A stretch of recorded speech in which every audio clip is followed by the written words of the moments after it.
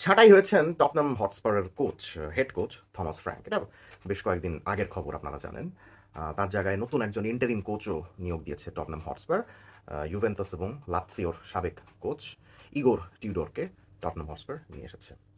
তবে ব্যাপারটা এরকম হওয়ার কথা ছিল না, because Thomas Frank has been a very good coach for Brentford for like in the last 6 or 7 years। গত 6 থেকে 7 বছরে ব্রেন্টফোর্ডকে নিয়ে থমাস ফ্র্যাঙ্ক এমন দুর্দান্ত কিছু রেজাল্ট আমাদেরকে দেখিয়েছেন যে বড় বড় ক্লাবগুলো তার প্রতি মনোযোগ দিতে বাধ্য হয়। কিন্তু প্রিয় ব্রেন্টফোর্ডকে ছাড়তে রাজি হননি থমাস ফ্র্যাঙ্ক।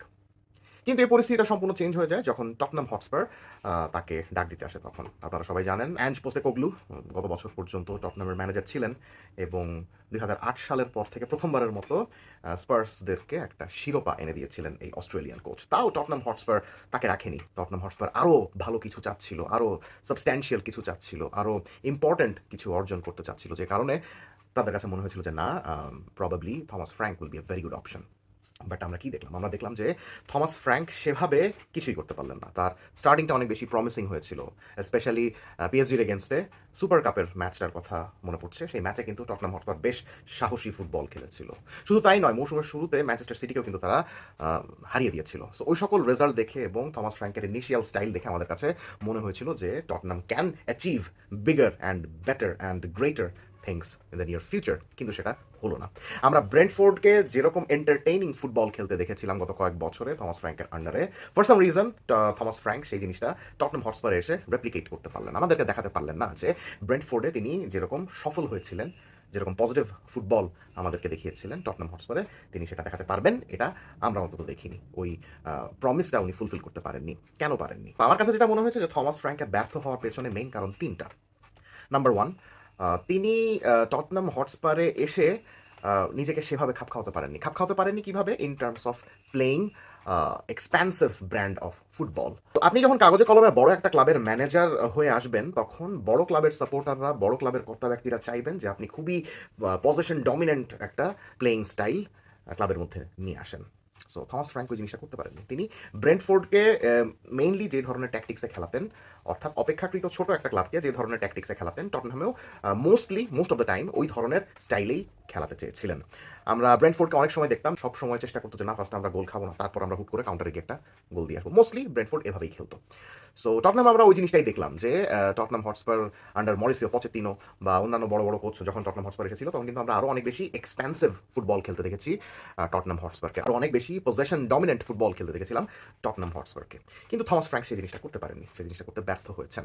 ফলে টটনাম হটস্পার ওই দুর্বল দলগুলোর মতোই রেগুলারলি খেলতে শুরু করলো। এখন হ্যাঁ, টটনাম হটস্পার অন্যান্য বড় দলগুলোর তুলনায় সেভাবে শিরোপা টিরোপা জেতে না ঠিকই, কিন্তু তারা নিজেদেরকে বেশ বড় ক্লাব ভাবতে পছন্দ করে। তারা নিজেদেরকে Chelsea, Manchester United, Liverpool, Arsenal, Manchester city এই লেভেলের ক্লাব ভাবতে পছন্দ করে। সো যেহেতু তারা ওই লেভেলের ক্লাব ভাবতে পছন্দ করে, তাই তারা সবার মতো এরকম পজিশন ডমিনেন্ট ফুটবল দেখতে চায়। ফ্র্যাঙ্কের কাছ থেকেও দেখতে চেয়েছিল, কিন্তু সেটা দিতে উনি ব্যর্থ হয়েছেন। হুট করে কুয়ার ব্যাং যখন বড় একটা সমুদ্রে এসে পড়ে বা বড় একটা নদীতে এসে পড়ে, তখন সে খাবি খায়। সো একটা কারণ বলা যেতে পারে যে হয়তোবা তিনি টটনাম হটস্পার এসে খাবি খাওয়া শুরু করেছিলেন, যে কারণে টটনাম হটস্পার সাকসেসফুল হয় নাই। তিনি যে খাবি খাওয়া শুরু করেছিলেন, সেটা আমরা কিছু কিছু ঘটনার মাধ্যমে কিন্তু বুঝতে পারি। যে বলা হচ্ছিল যে টটনাম হটস্পারের সিনিয়র যারা খেলোয়াড় রয়েছেন, একটা পর্যায়ের পরে তারা কেউই থমাস ফ্র্যাঙ্ককে সেরকম পাত্তা টাত্তা দিতেন না। থমাস ফ্র্যাঙ্ক যেরকম যেই সময়ে ট্রেনিং স্টার্ট করতেন বা যেই সময় খেলোয়াড়দেরকে ট্রেনিং সেশনে আসতে বলতেন, খেলোয়াড়রা নাকি সেরকম সময় মেনটেন করতেন না, অর্থাৎ তাদেরকে কোচকে বেইলি দিতেন না। And that includes the team captain Cristian Romero as well. হ্যাঁ, সো ওই স্কোয়াডের মধ্যে ওই ট্রাস্টের জায়গাটা থমাস ফ্র্যাঙ্ক অর্জন করতে পারেননি।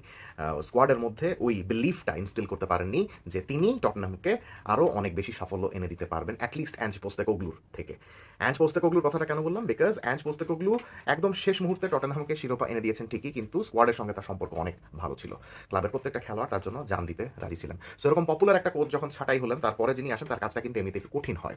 সো থমাস ফ্র্যাঙ্ক ওই কঠিন কাজের মধ্যেই পড়েছিলেন এবং ইভেনচুয়ালি তিনি খেলোয়াড়দের মন জয় করতে পারেননি। আরেকটা কারণ হলো গিয়ে ক্লাবের ইনজুরি সমস্যা।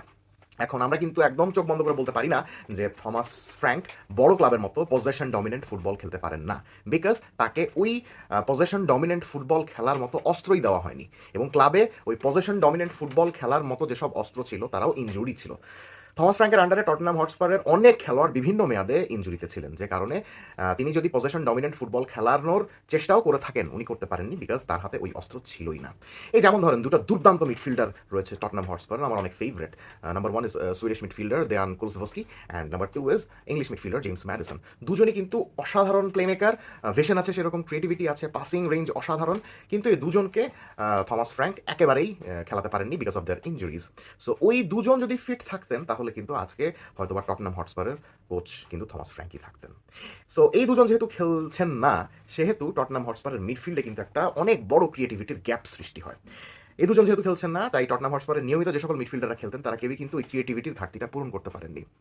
আমরা এই দুজন বাদে টটনহাম হটস্পারের মিডফিল্ডের দিকে যদি তাকাই, তাহলে আমরা দেখবো যে সবাই মোটা দাগে একই ধরনের মিডফিল্ডার, সবাই বক্স টু বক্স মিডফিল্ডার।